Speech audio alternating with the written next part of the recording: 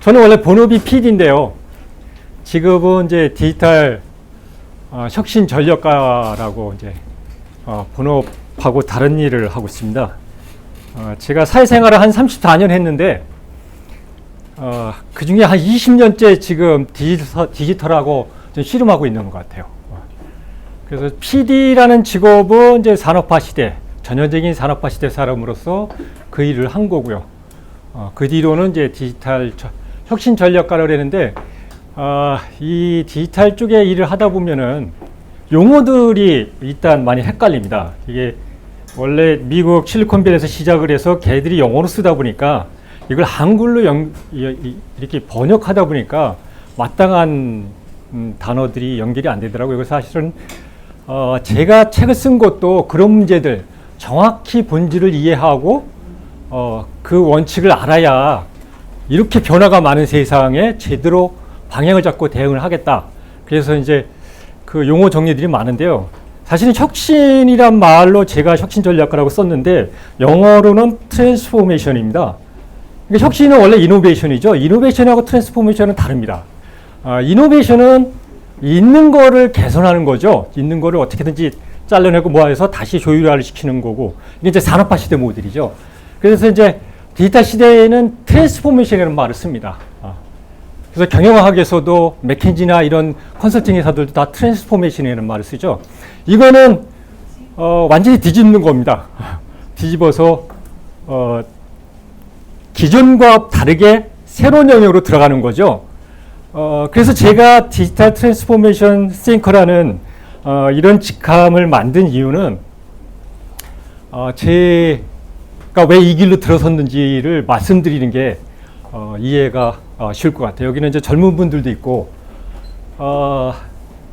저하고 연배가 비슷한 분들도 계신데, 사실은 1990년대 후반 이후에 태어난 세대를 인터넷 세대라고 그러죠. 태어날 때부터 인터넷이 있었는데 이 친구들은 디지털 세대인데 사실은 반만 디지털 세대죠. 교육을 집에서나 학교에서 산업화 시대로 받고 자랐기 때문에 여기 아마 젊은 사람들도 본인들이 디지털 속에 완전히 삶을 살고 있지만 정확히 디지털이 뭔지 이해를 못 하실 거예요. 그래서 그런 의미에서 제가 왜 이 길로 들어섰는지를 잠깐 말씀드리는 게 이해가 쉬울 것 같아요. 산업화 시대에서 제가 어떻게 제 스스로 트랜스포메이션 했는지. 그래서 오늘 제목도 뭐냐면요. 이걸 패러다임 전환이라고 하는데요. 인류가 패러다임 전환을 2번을 했죠. 이번에 그 2번째 하는 건데, 첫 번째가 대규모 패러다임 전환이 산업혁명이죠. 18세기. 그때 패러다임 전환이 일어난 거는 사실 기술에 의한 건데, 그 기술이 뭐냐면 산업혁명은 기계가 스스로 에너지를 만드는 겁니다. 그 이전 2000년 역사는 기계가 에너지를 만들지만 그 에너지를 스스로 만들고 스스로 움직이지를 못했거든요. 근데 산업혁명은 스스로 에너지를 만들고 움직임으로써 인간하고 격리가 됐죠. 그러면서 그때부터 인간이 기계의 보조적인 역할을 하면서 우리의 삶의 형식을 완전히 바꿨죠. 그런데 이제 디지털은 같이 말씀드리면 그 기계가 스스로 에너지를 만들어서 움직이는 것뿐만 아니라 스스로 생각하는 겁니다. 그러니까 산업혁명은 하드웨어 혁명이고 디지털은 소프트웨어 혁명이라고 이해를 하시면 됩니다. 그래서 이렇게 패러다임이 바뀌는 거를 뭐라고 얘기하는 거냐면 생각하는 방식과 행동하는 유형이 바뀐다 그러세요. 그래서 생각하는 방식을 바꿔야 되는데 안 바꾸죠. 그거 정말 어렵죠, 인간이. 제가 20년 동안 한 일이 그거였거든요. 전통 미디어 기업에서 근무하면서 20년 동안 그걸 바꾸려고 했는데 정말 안 바뀝니다. 지금도 못 바꿨습니다. 그래서 제가 겪어온 일을 잠깐 들으시면은 왜 인간이 바뀌기 어려운지, 또 어떻게 하면 그걸 바꿀 수 있는지, 또 개인들한테는 그게 어떤 의미인지 이거를 조금이나마 이해가 될 수 있을 것 같아요.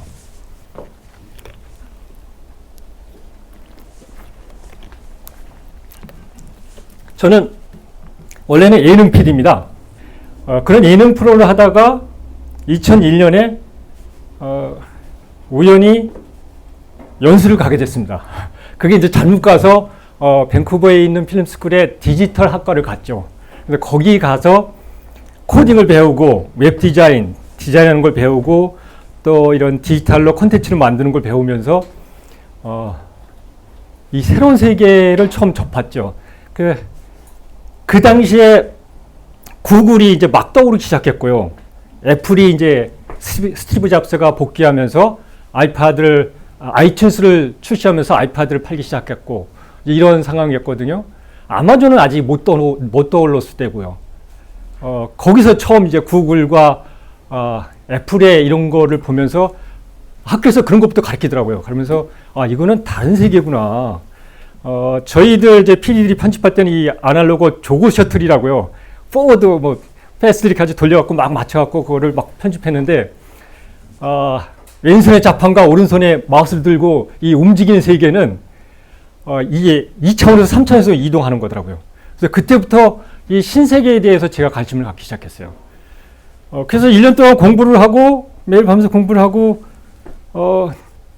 그 코딩이라는 걸 통해서 이게 이진법을 의미하는 가상현실이 이렇게 현실로 표현되는구나 이런 걸 느끼고 한국에 들어왔는데 한국은 이미 네이버가 떠오르기 시작하면서 신문사가 망하기 시작했고요. 그 당시 네이버가 98년에 나왔으니까요. 2001년 그때는 이미 신문사들이 막 망하기 시작했고요. 저하고 같이 많이 일했던 음반 제작사들, 매니저들은 CD를 팔아서 먹고 살았는데 그게 MP3가 나오면서 망하기 시작한 거예요. CD 시장이 사실은 음악 시장의 첫 번째가 디지털화 첫 번째가 CD죠. 테이프에서 음반에서 디지털로 그거를 저장을 했죠. 그래서 CD 시장이 나오면서 음악 시장이 대한민국이 한 10배 커졌어요. 그 전에 밤무대 시장에서 CD 시장으로 넘어가면서 한 5천억 시장까지 커졌으니까요. 그런데 그게 MP3가 나오면서 한 번에 무너지는 거예요. 그래서 걱정하고 뭐하고 제가 사실 디지털을 공부하러 가게 된 것도 방송사에서 신문사들이 무너지는 거 보고 디지털이 이렇게 바뀌는구나. 그러니까 우리도 뭔가 준비를 해야겠다. 그래서 공부할 사람 그래서 그냥 아무 생각 없이 간 거거든요. 20년 전이니까 그래서 운이 좋았죠, 저한테는. 무지. 저는 지금 제 세대 중에 대한민국에서 가장 운이 좋은 사람이라고 했는데요. 그때 그 기회를 맞았기 때문에 저는 개인이 트랜스포메이션이 된 거예요. 혁신이 된 건데 다른 사람들은 안 됐죠. 근데 그 당시에 저를 연수를 보내준 수억 원을 들여서 저를 연수를 보내준 회사가 제가 들어와서 한번 바뀔 줄 알았어요. 그때부터 20년 동안 그 작업을 하는데 정말 안 바뀌더라고요. 그래서 이게 왜 그럴까? 그랬어요. 왜 그럴까?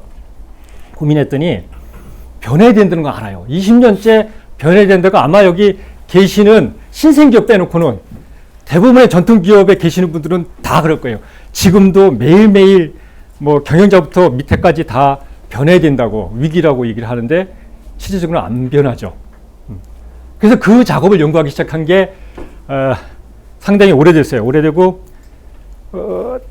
제가 그동안 걱정을 많이 했던 거는 이 작업을 안 하더라고요. 교수님들도 안 하시고 전문가들도 안 하시고 기술 현상만 공부를 했지 이게 왜 이렇게 바뀌고 어떻게 이렇게 되고 이런 것들을 공부를 안 하더라고요. 그래서 저는 그 못하는 영어를 제가 영어를 어학에 실력이 없거든요. 그 못하는 영어로 실리콘밸리 애들이 노는 걸 매일 그걸 뒤져서 보고 원서로 그러면서 거기에 나오는 자산가들의 책들도 보면서 정립을 해가기 시작하면서 원칙을 만들기 시작했죠. 그래서 사실은 공부를 많이 했습니다. 물리학도 공부를 했고요. 네트워크 이론부터 시작해서 복잡하게 이런 왜 인터넷 네트워크가 이렇게 우리를 패러다임 전환시키나 이런 걸 공부하기 위해서 그런 물리학도 공부를 하기 시작했고요. 거기다 나중에 경영학, 교육학까지 다 공부를 했습니다. 교육을 바꿔야 되고 이런 게서. 그래서 경영학 같은 경우도 대한민국에서 대부분 경영 컨설턴트나 경영학 하시는 분들은 마이클 포터가 거의 대부죠. 아직도 그러더라고요. 제가 이렇게 몇 번 공부하는 모임 가보면은. 근데 경영학은 미국에서는 이미 2010년부터 완전히 바뀌었습니다. 그 대부가 이제 아시는 분들 있겠지만 지난주에 돌아가신 클레이튼 크리스텐슨 교수가 하버드 경영대학원에 거의 선두주자죠. 그 2009년에 이노베이터 딜레마라고 그래갖고요. 혁신자의 딜레마라고 그래갖고 거기서 디스럽션, 붕괴, 파괴적 붕괴에 대한 이론을 처음 제시를 했고요. 그래서 그 이후로 실리콘밸리부터 시작해서 전통 기업들도 이 사람의 이론을 따라서 발전시켜 오기 시작했죠. 경영자들도 이제 인텔 CEO라든가 스티브 잡스 같은 사람이 이 사람을 추종했고, 그래서 이제 제가 하는 작업은 그런 것들을 하면서 제 나름대로 이 한국에서 이 일들을 알려야 되잖아요. 이게 디지털 시대는 똑같은 원리가 모든 곳에 적용이 되지 않습니다. 소프트웨어 세상이기 때문에, 산업화 시대는 하드웨어 세상이기 때문에 정확성이죠. 그래서 하나의 원칙이 하나에 적용이 돼요. 그래서 기업 비밀이라는 게 있죠. 그래서 전략을 짜면 남 회사에 안 알려줘요. 그러니까 저희 방송국 다니는 사람들은 KBS에서 전략을 짜면 MBC한테 안 알려주죠. 지금은 다 공개해도 됩니다. 왜냐면요, 그 회사의 역량과 구성원의 성향, 그리고 뭐 역사, 이런 거, 또 거기에 소비자의 성향 이런 거에 따라서 적용이 다 달라져요. 그래서 그 원칙들을 이제 한국에 적용하는 일들을 하기 시작했죠. 그래서 뽑은 게 이겁니다. 그래서 결론을 내린 게, 이게 왜 우리 삶을 이렇게 바꿀까를 생각하니까 권력에 하영하더라고요. 지금 정치부터 모든 비즈니스 하는데도 이 부분에 적응을 못하고 있죠. 권력의 하영화, 보통 보편화라고 그랬는데 이거는 산업혁명부터 오기 시작했죠. 그것도 기술로 만들었는데, 산업혁명은 사실은 기계죠. 자동화 기계가 나온 건데, 산업혁명이 일어나면서 우리 인간이 겪은 첫 번째 패러다임 전환이 뭐냐면요, 권력의 하향화예요. 그 전까지는요, 돈을 번다는 거는요, 여기 계셨으면 양반 가문의 자제가 아니면 돈을 못 봅니다. 그죠? 산업혁명이 처음으로 일반인도 돈을 벌게 해줬어요. 경제 권력이 생긴 거죠. 경제 권력이 생기니까 거기서부터 제도가 바뀌기 시작했죠. 그래서 지금 현대 우리가 갖고 있는 정부 조직부터 회사 조직, 모든 조직들이 거기에 맞춰서 지금 200년 동안 맞춰져 왔죠. 물론 그게 산업혁명 기술 때문에 모든 게 이루어진 건 아니고, 그 전부터 그런 기운이 있었죠. 문화 부흥 시기부터 시작해서 토마스 홉스의 리바이던이 16세기에 나왔으니까 산업혁명 17세기부터 시작했잖아요. 그 전부터 있었지만, 그 전에 토마스 홉스가 리바이던을 쓸 때는 일반 대상 사람들이 권력을 갖는 게 아니라 그 전에 인류 역사는 교황을 중심으로 하는 종교가 권력을 가졌거든요. 종교가 권력을 가졌는데 그거를 그 밑에 양반 계층으로 간 거죠. 그러면서 이제 이 권력 투쟁이 많아지니까 그 권력 투쟁을 조정하기 위해서 국가라는 게 태어났고, 그걸 리바이더니안, 거물이라는 걸로 표현을 했죠. 그래서 지금 국가 체제는 그렇게 일반인들한테 권력이 보편화되고, 그 권력이 보편화된 건 1970년대에 완성이 됐습니다. 얼마 안 돼요. 그래서 그 권력이 개인한테 가면은 뭐가 늘어나요? 갈등이 늘어나죠.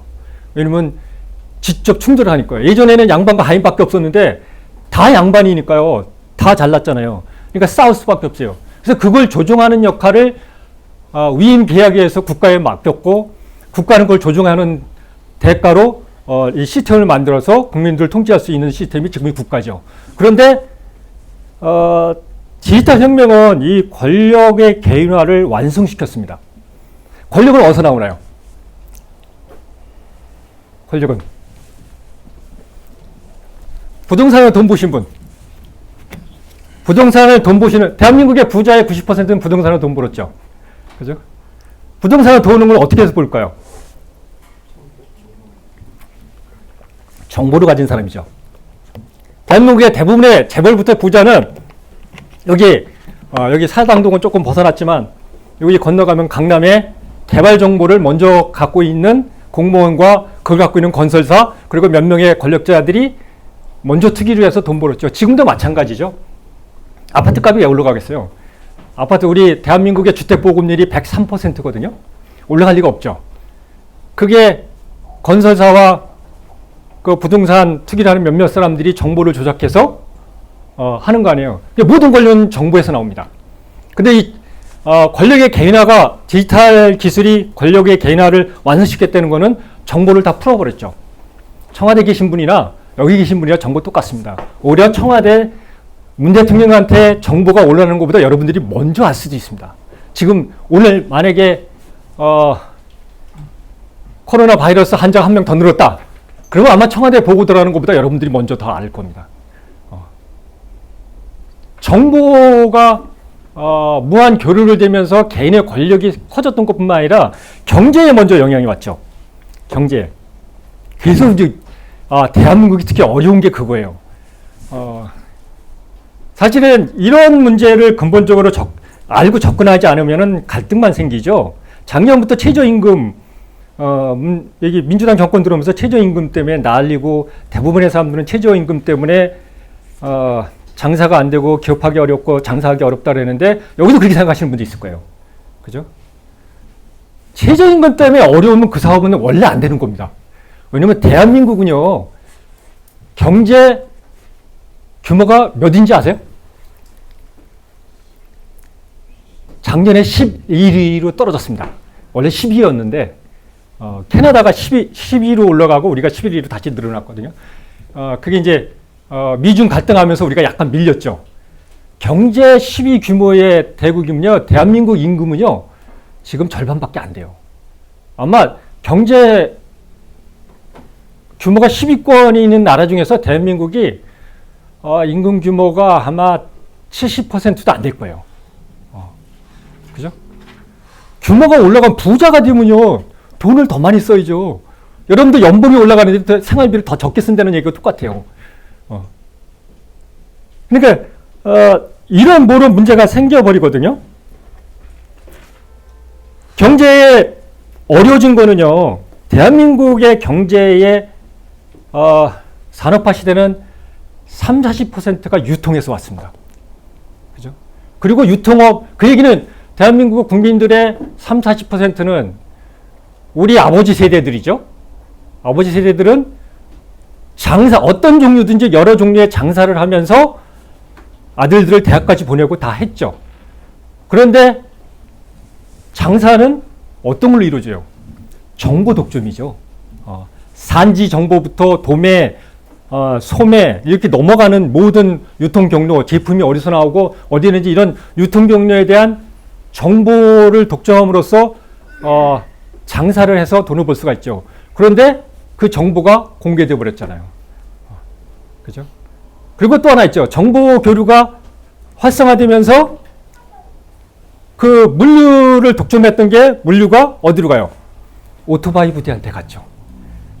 오토바이 부대가 가능했던 거는 이게 정보잖아요. 모바일 하나만 쏴주면 오토바이는 날릴 사람이 얼마든지 나와요. 그죠? 이게 정보, 그러니까 모든 게 정보, 사실은 90년대부터 정보혁명이라고 그랬죠. 정보혁명의 의미가 그거예요. 권력을 풀어버리는 거예요. 그러면 이제 이게 정보를 풀어버리면은 말단 사원이나 사장이나 권력이 똑같거든요. 수평관계가 돼버려요. 학교, 대학들이 지금 왜 무용론이 나오냐면요. 예전에는 교수님과 학생의 권력 서열이 명확했죠. 학생들 사이에서도 권력이 뭘로 이루어져요? 성적으로 이루어지죠. 이게 없어진 거거든요. 학생이나 선생이나 권력이 똑같아요. 그리고 생각을 바꿔야죠. 사장님이 생각이 바뀌어야 되고, 교수님의 생각이 바뀌어야 되고요, 대통령의 생각이 바뀌어야 되고, 국회의원의 생각이 바뀌어야 되고, 그죠? 다 바뀌어야 돼요. 안 바뀌면은 안 되죠. 그러니까 이런 패러다임 전환에 대한 생각을 바꿔야 되는데 안 바뀌더라고요. 아무리 설명을 해도 안 바뀌는데 왜 안 바뀔까 그랬어요. 근데 왜 안 바뀔까 했더니 그건 이제 여러 번 나왔죠. 혁신 이론에서 따뜻한 물에 개구리 이론. 절실하지 않더라고요. 절실하면 바뀌더라고요. 근데 말은 하면서 안 바뀌어요. 그러니까 저희 방송국 사람들도 왜 안 바뀔까 했더니 방송국 사람들이 아직은 먹고 삽니다. 월급은 나오니까. 그죠? 월급은 나오거든요. 월급이 한 번도 밀린 적이 없어요. 1년에 방송사마다 막 몇백억, 천억씩 적장을 하거든요. 이게 10년 됐어요. CJ만 가끔씩 흑자를 내고요. 모든 전통 방송사들이 다 적자입니다. 10년째. 적자가, 그러니까 심각한 거죠. 10년째 계속 적자가 나니까. 그런데도 월급은 나와요. 그러니까 바뀌어야 되는데 안 바뀌더라고요. 그래서, 이게 왜 그런가 했더니, 그거는 우리만 그런 게 아니더라고요. 맥킨지가 요새, 맥킨지도 경영 컨설팅을 디지털 트랜스포메이션, 디지털 변혁으로 모든 걸 맞추더라고요. 근데 거기에 리포트를 제가 거의 대부분 읽고 있는데, 그것도 이제 미국에서만, 본사에서만 나오는 게 아니라, 유럽, 아시아 이렇게 지역별로 다 나옵니다. 있는데, 거기에 가장 많이 등장하는 것도 디지털 트랜스포메이션이에요. 그래서, 우리뿐만 아니라 이 친구들도 안 바뀌는구나. 그러니까 인간이 원래 변화에 대해서 이 뇌 구조가 이 스트레스가 무지 쌓인대요. 이 스트레스를 바꾸려면은 절실하게 바꾸는데, 근데 이제 제가 하는 일은 그걸로 하는 게 아니라요. 절실해서 바뀌기를 기다리면은요, 이미 시기를 늦습니다. 이게 너무 빨리 변하기 때문에. 그래서 제가 하는 일은 절실하지 않은데도 사람들을 바꾸게 하는 거예요. 그래서 나온 게 성장이론이에요. 성장이론. 뭐냐면, 디지털 시대, 100세 시대가 됐죠? 그죠? 지금은 웬만한 상가에 가면 다 90세 이상입니다. 웬만하면. 그러니까 아프셔서 돌아가신 분 빼놓고는 대부분 90세가 넘거든요. 지난 연말에 앞으로 2020년을 내다보는 각종 보고서에 뭐가 또 나왔냐면요. 2020년대는 의학기술이 또 발달돼서요. 지금 IT, 디지털 기술이 제일 많이 들어가는 데가 의학이거든요. 이제 다른 분야는 이미 다 거의 다 점령을 한 거예요. 이제 완숙 단계로만 가면 되고 의학 분야로 이제 들어가는데 2020년대는 수명이 또 10년이 연장된답니다. 그죠? 그러니까 재수 없으면 120세까지 삽니다. 근데 생각해 보세요. 저는 방송국에 다니니까 정년퇴임이 있거든요. 60세까지 다닙니다. 근데 요즘 60세 고용노동부에 가서요. 뭐 이렇게 신청하러 가서 정년퇴임했다 그러면 이렇게 쳐다봐요. 정년퇴임을 하셨어요? 그러니까 대개 50대 전후로 해서 다 옛날 평생 직장인들 다 그만두거든요. 그러면 나머지가 50년이 남잖아요. 어떻게 살죠? 이 생각을 아무도 못했죠. 이런 세상이 올지 몰랐죠. 너무 빨리 오니까. 그냥 산 거예요. 그래서 지금도 저는 30대, 20대 친구들한테도 그렇게 얘기해요. 10년을 내다보고 네가 지금을 일을 해라. 그런데 거의 90%가 안 들어요. 지금 30대한테 50대를 생각하라면 하겠어요? 그런데 이제 나머지 50년 살 걸 생각하면 100세까지 살 걸 생각하면 정말 끔찍하거든요. 똑같은 일을. 그래서 이제 성장이라는 일이 나오는 거예요. 어떻게 하면 100세까지 열정적으로 행복하게 살까? 그게 뭘까? 그랬어요. 그래서 요즘 가장 많이 논의되는 게 시니어들의 은퇴 생활에 대한 거예요. 준비를 한 번도 안 했죠. 안 했고 인류 역사상 이렇게 60세 이상이 대규모로 늘어난 경우는 한 번도 없습니다. 그러니까 한 번도 이런 상황을 접하지 않으니까 아무도 몰라요. 어떻게 은퇴 생활을 하고 어떻게 시니어 생활, 노령 인구에 진입해서 어떻게 살지를 아무도 생각을 안 한 거예요. 근데 사실은 각자가 이거 심각하게 생각해야 돼요. 그래야 죽는 날까지 내가 행복하게 살거든요. 돈이 많은 게 아니라 돈을 많아도 할 일이 없으면 정말 힘듭니다. 그래서 성장 이론이 나온 거예요. 근데 그게 어느 정도인지 모르시죠? 일본에서 연구한 거는요. 일본에서 연구한 거는 일본이 노령 인구가 많잖아요. 그리고 일본은 우리보다 더 경제가 빨리 성장했기 때문에 그 노령 인구들이 경제적 여유가 많아요. 이 사람들의 가장 큰 바람이 뭐냐면요. 누구한테 인정받는 거예요. 내가 노인이지만 나갔을 때 누가 아는 척 해주고 이런 건데 안 하죠. 나이가 돼서. 이미 50만 넘으면 제가 보니까요. 제가 50을 넘으니까 그 순간부터 아는 체 하는 사람이 절반 이하로 쭉 줄더라고요. 그래서 은퇴 생활에서 시니어 생활에서 가장 중요한 거는 내가 사회적으로 역할을 하는 거예요. 그죠? 역할을 하려면 그거는 어릴 때부터 그 능력을 키워야 돼요. 이미 내가 보기에는 50대부터 시작하면은 기회가 한 10분의 1로 줄는 것 같아요. 20대부터 준비를 해야 내가 100살까지 그 역할을 할 수 있을 것 같아요. 그래서 그게 간단히 정리하면은 왜 성장이냐면요. 지금 하는 일은 그대로 하는 거예요. 최선을 다해서 하는데 거기에 내가 일을 하면서 내일은 어떻게 될까, 모레는 어떻게 될까를 고민하는 거예요. 이 고민만 해줘도요, 오늘 한 일이 달라져요. 근데 되게 고민 안 하죠. 오늘 하기도 바빠 죽겠으니까. 그거를 이제 의미를 부여한다고 이제, 얘기가 좀 길어지고 복잡한데, 뭐 이렇게 의미를 부여하고 목적을 하고 뭐 이렇게 하는데 그런 거 다 따지지 않고, 어쨌든 나는 매일매일 성장한다. 이게 뭐, 내 개인뿐만 아니라 조직, 국가 운영, 모든 거에 영향을 미쳐요. 예를 들면 우리 회사가, 내가 CEO인데, 매년 9월부터 예산을 짜잖아요, 내년 거. 그 예산 짜는 게 작년하고 똑같으면 그 회사는 문제가 있는 거예요. 그죠? 그거는 이제 경영학에서는 이제 리소스 재배분, 디지털 경영에서는 리소스 재배분을 어떻게 하는가가 첫 번째 화두거든요. 그게, 디스럽션, 파괴적 시장에서의 경영 행위의 첫 번째가 리소스의 재배분입니다. 그게 뭐냐면 작년하고 올해하고 똑같으면 안 돼요. 달라져야 돼요. 그러니까 근데 대개는 80%가 똑같습니다. 왜냐면 지금 현장에서 돈이 들어오거든요. 우리들이 월급 나오니까 이게 안주하는 거 똑같거든요. 거의 80%의 회사들이 그러면서 조금씩 갑니다. 근데 이게 디지털 시대는 책을 읽어보면 아시지만 그냥 가는 게 아니라요. 임계점을 만나면 절벽으로 떨어집니다. 그냥 망합니다. 그래서 매일매일 달라지는 태도, 회사 생활을 하던 내 개인이던 모든 거에서 어제보다 오늘은 내가 조금 다르고 내일은 오늘보다 조금 다르고 작년보다 올해는 약간 조금 다르고 그게 뭐든지 달라져야 된다는 거죠. 그거를 디지털 시대는 업그레이드라고 합니다. 디지털 시대의 업그레이드는 비즈니스 모델에서도 업그레이드가 안 되는 모델은 성공할 수가 없습니다.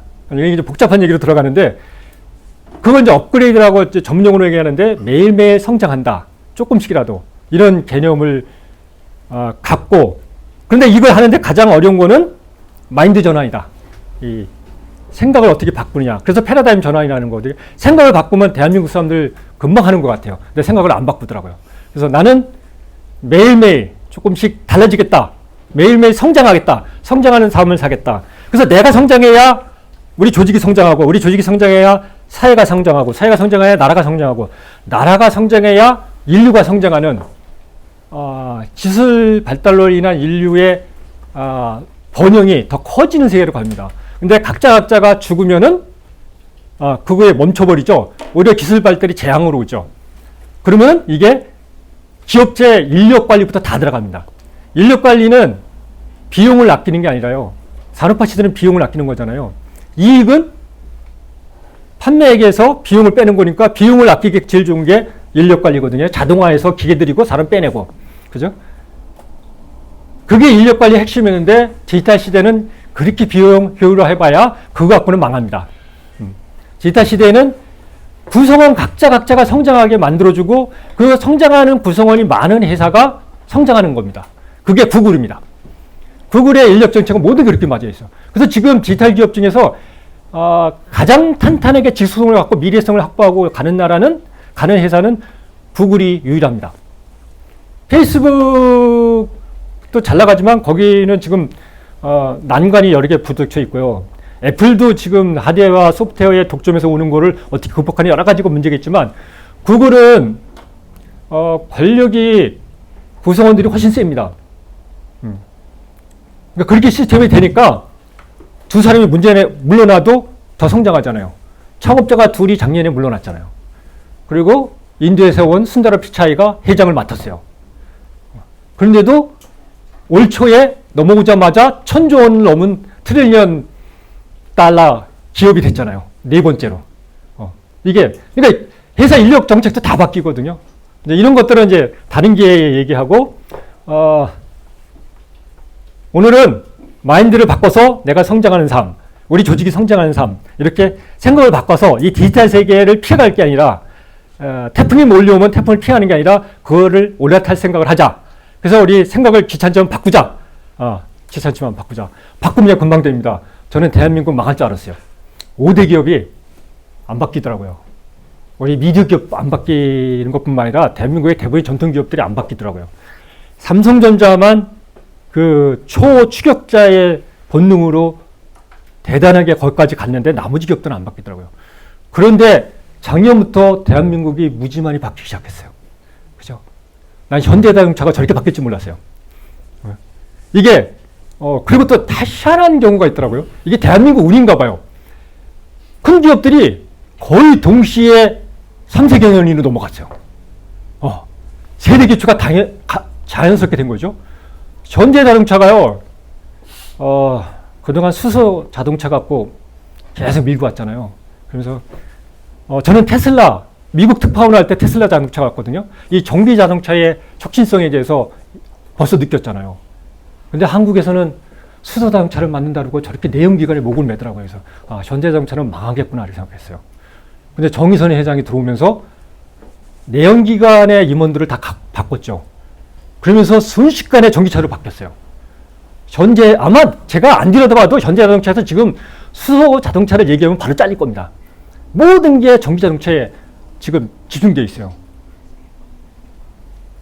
이게 마인드 하나만 바꾸면요. 저렇게 망할 것 같은 회사가 금방 바뀌어지는구나 이런 거거든요. 지금 뭐 다 똑같죠. 다는 LG도 저 젊은 경영자가 오면서 완전히 드라이브를 걸고 있고요. 이렇거든요. 그래서 마인드만 바뀌면 대한민국은, 저는 전 세계를 돌아다녔잖아요. 국민 역량이 전 세계 최고입니다. 거의 유태인하고 맞먹어요. 그래서 마인드만 바꾸면 대한민국은 다시 일어나서 세계 인류 번영에 대한민국이 기여할 수 있을 거다. 이렇게 확신합니다. 그래서 한번 해봅시다.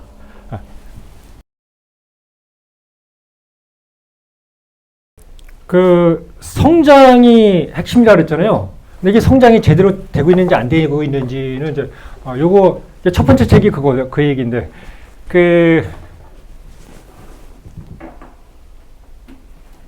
내가 목표를 정할 때요. 예전에는 우리가 특히 대한민국 사람들이 그걸로 세계 경제 대국이 됐죠. 산업화 시대에. 우리는 경쟁을 위해서 살았죠. 그래서 내일의 행복을 위해서 지금의 행복을 다 죽여버렸죠. 그래서 애들을 키울 때도 대학 가면 다 돼. 대학 가면 다 됐거든요. 근데 디지털 시대는 대학 가니까 없어요. 그건 이제 트랜지션 어드밴티지, 일시적 우위 사회라고 그러거든요. 경영학에서 이런 새로운 용어들이 무지 나와요. 그러니까 내일을 위해서 오늘 희생하면 내일이 없습니다. 내일이 어떻게 바뀔지 아무도 몰라요. 불확실성 시대이기 때문에. 그래서 내일을 위해서 오늘 희생하면 안 돼요. 그래서 목표 설정을 어떻게 하냐면요. 오늘도 행복한데 거기에 의미를 부여하는 거예요. 내가 왜 일을 했는지. 그게 내일을 위한 거예요. 이게 이제 목표 설정이 가능한 거거든요. 그래야 지속해서 할 수가 있어요. 그러니까 예를 들면 내가 이 건물에 청소를 한다. 그죠? 그럼 나 청소하는 사람으로서 의미를 어떻게 부여하냐 이거예요. 그죠? 나는 그냥 하루 일당 벌기 위해서 청소하느냐. 이건 오류를 사는 거고요. 내가 청소를 하지만 여기 교육기관이기 때문에 내가 청소를 잘하면 여기 오는 사람들이, 그죠? 교육을 잘 받아서 이 사람들이 지식 생산을 늘려서 대한민국이 잘 된다. 나는 청소로 대한민국이 성장하는 데 내가 도움되는 청소 박사가 되겠다. 이렇게 목표를 설정하면요. 매일매일 삶이 내가 그거를 목표를 이루기 위해서 조금 나아졌는지를 체크할 수가 있어요. 어제보다 내가 오늘 조금 나아졌는지. 저는요, 이 책이 1년 전에 나왔거든요. 저 때 생각하고 지금 생각하고 또 다릅니다. 이미 저는 1년 사이에 벌써 새로운 이 깨달음들이 계속 일어나는 거예요. 그러니까 이렇게 달라져야 돼요. 저 때 생각이나 지금 생각이 똑같으면 안 돼요. 그래서 점검하기가 참 어렵긴 어려운데, 그렇게 접으면 무슨 일이 생기냐면요. 스트레스를 받고 어려운 일이 있어도요. 감당이 돼요. 그래서 이제 제가 잘하고 지지 못하는 이제는 내가 이게 일이 힘들고 어려웠고 스트레스 받는다고 나쁜 일이 아니더라고요. 그 일을 감당하느냐 못 감당하느냐가 중요하더라고요. 내가 감당할 수 있는 거면은 그 뭔가 내가 내 궤도대로 가는 거고요. 근데 이게 뭔가 감당이 안 되면 내가 뭔가 설정이 잘못된 거예요. 그죠? 그렇게 되시면 될 겁니다.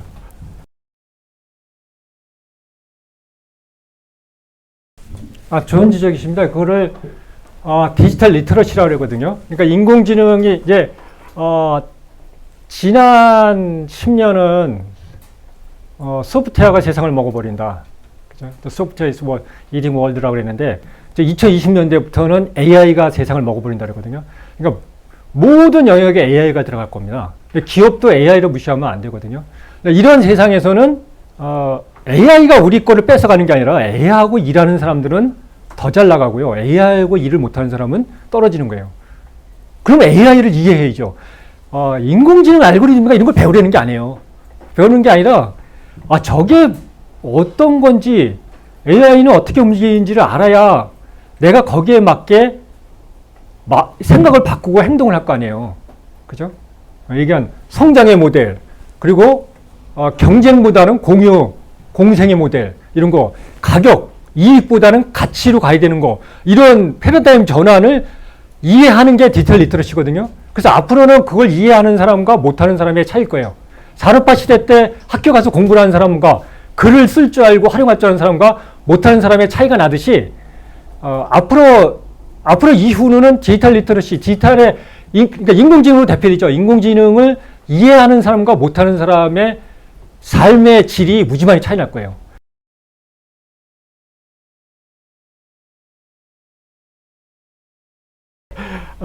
사실 대한민국이 IT 강국이거든요. 이거는 이제 김대중 정부 때 큰 공헌을 세웠죠. 그리고 대한민국의 행정전선망은 세계 최고입니다. 이런 나라가 없거든요. 우린 기반이 튀어나왔는데 지금은 어디서 걸렸냐면요. 정부의 책임도 있지만 사실은 이제 이명박 정부 때부터 그 부분을 소홀히 하긴 했죠. 원래 이명박 대통령 자체가 산업화 시대에 건물이 된 사람이라 클레이튼 크리스텐슨 교수의 핵심은 그 사람의 핵심은 그거예요. 승자의 저주예요. 그러니까 옛날에 이 잘 나간 사람이 있어 그거 못 벗어나요. KBS, MBC, SBS 방송국이 안 되는 것도 너무 독점적 권력을 누렸거든요. 그런데 그 이명박 대통령도 산업화 시대에 벌써 36살에 대형 건설사의 사장이 되고 이 막강한 승자의 경험을 갖고 있기 때문에 거기서 못 벗어났죠. 그래서 사실은 그거는 이제 방향은 잘못 잡은 거고, 실제적인 문제는 돈의 문제예요. 대한민국이 돈 많습니다. 경제 규모가 세계 10위잖아요. 무지 많은데 그게 어디로 가 있겠어요? 다 부동산으로 가 있습니다. 주식으로도 안 가 있고요. 이게 이런 디지털 벤처를 만드는 데로 투자가 되거든요. 미국이 제일 앞서가 있고요. 중국이 거의 쫓아가고 있어요. 미중 전쟁이 일어나는 거는 트럼프가 성격이 이상해서 그런 게 아니에요. 중국이 거의 미국을 70%까지 쫓아갔어요. 그러니까 미국 애들이 봤을 때 겁나는 거예요. 저거 놔뒀다가는 워낙 대국에다가 우리를 넘겠다 그래서 지금부터 견제하는 거고요. 일본이 저렇게 안 되는 이유는요. 아베가 우리를 갖고 난리치겠어요. 그러니까 역으로 해석하면 돼요. 대한민국이 그만큼 막강해졌다는 거예요. 배 아픈 거예요. 근데 끔찍 않잖아요. 아베가 저렇게 했으면요. 한 10년이었으면 대한민국 시청시청 했습니다. 아베가 그 중단 조치했을 때 보수 언론들은 다 뭐라 그랬어요? 대한민국 경제 망했다 그랬잖아요. 안 망하잖아요. 그러니까 저렇게 한다는 건 그 본인들이 열등식이 되는 거예요.